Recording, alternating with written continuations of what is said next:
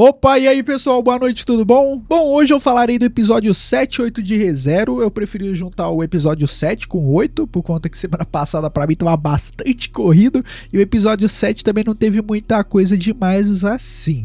Então, resumidamente, o episódio 7 é o Subaru sendo atraído por um pássaro, encontrando um lugar secreto, pra no final das contas se deparar, entre aspas, com a Anastácia, né? Porque não é a Anastácia. Então ele acaba conversando com ela e ela desconfia de algumas coisas do Subaru. Afinal, mesmo ela, no caso, não é mais a Echidna, né?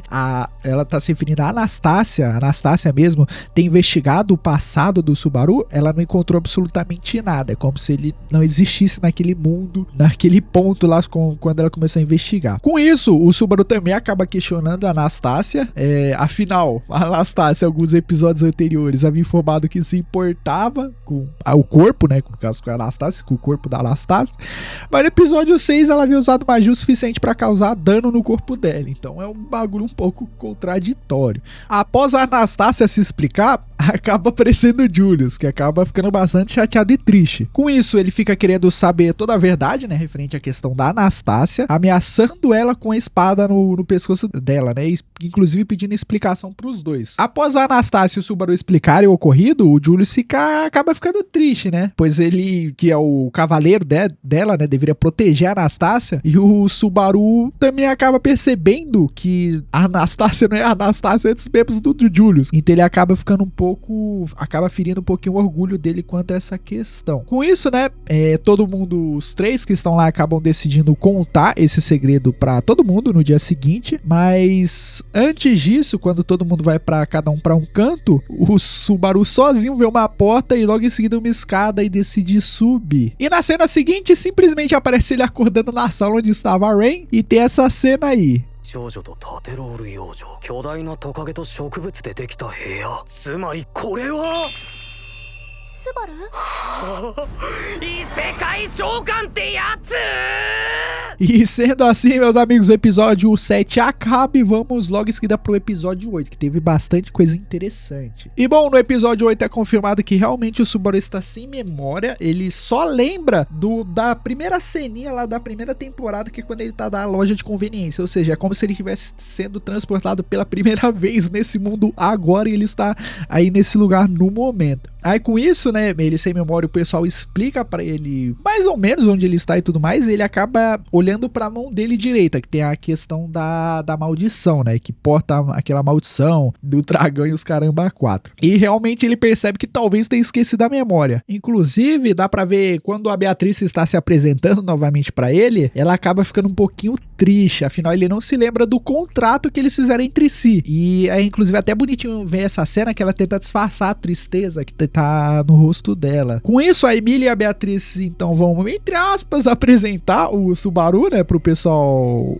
pra eles conseguirem explicar o ocorrido. Inclusive tem até a cena da Shaula, quando eles chegam lá no local, né, com outro pessoal, dela se esfregando no Subaru. E ela se apresenta novamente, né, com aquele jeitão dela descontraído e carismático. E também, quando eles estão conversando e tudo mais, aparece o Julius, que no primeiro momento parece que é o que fica mais mal quanto essa questão da perda de memória do Subaru, né. Afinal, o Subaru é o único que lembrava dele. E após isso, o Julius é como se fosse um desconhecido pra todo mundo, até pro Subaru, que era um dos maiores amigos dele, né. A Ram, tanto também chama o Subaru pra pegar um balde de água pra eles conversarem entre si e tudo mais. E quando ele está indo, chama a Emília com Chan em vez de Tan, né? Que o Subaru tem aquele costume de chamar a Emília Tan. Aí nessa hora eu acho que a Emília acaba sentindo, né, a questão da perda da memória do Subaru. Ela sente uma certa tristeza. Após isso, né, o Subaru vai com a Ram buscar água no balde e a Ram acaba inclusive achando que o Subaru está simulando tudo aquilo, a questão da perda de memória, ou até mesmo que talvez ele poderia estar mentindo. Só que aí com o tempo, no fim, né, ela acaba questionando ele e ela descobre que realmente ele estaria falando a verdade. Ela acaba ficando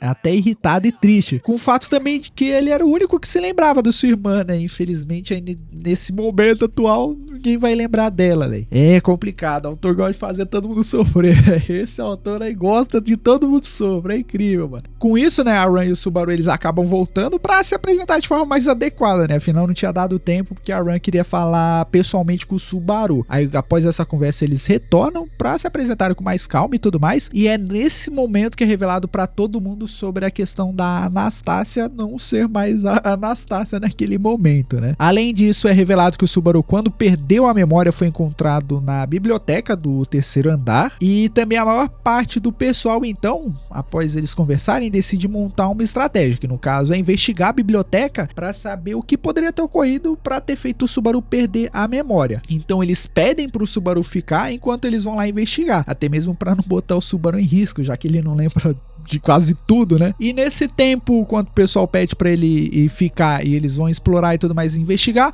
o Subaru vai explorar a torre e se depara com uma escada, onde que ele acaba sendo empurrado e morre, batendo de cara com o chão. Bom, com isso ele acorda novamente, achando que foi um sonho profético e não que ele retornou através da morte. E após isso, após ele acordar, tudo ocorre como havia acontecido na sua vida anterior.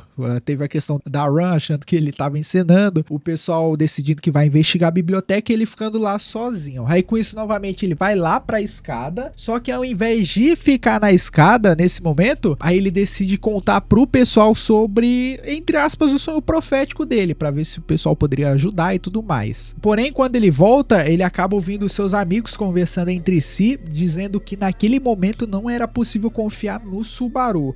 Quem fala isso é a Run e a Anastácia, que acham que confiar totalmente no Subaru seria um pouquinho problemático, né? Afinal, é como se fosse as primeiras horas dele naquele mundo. E após o Subaru ficar desapontado, né, quanto a essa questão, um pouquinho com medo e perdido, o Subaru acaba voltando pra escada, apenas pra ser empurrado novamente. E tem uma das mortes mais brutais do anime, velho. Pra se ter ideia, eu fiquei com nojo de olhar, mano. E olha que eu já vi cada bizarrice, mano. E essa cena foi brutal. Foi uma das cenas mais brutais de anime que eu já vi. Eu fiquei até com nojo de olhar. Eu falei, caralho, deu até pena, mano.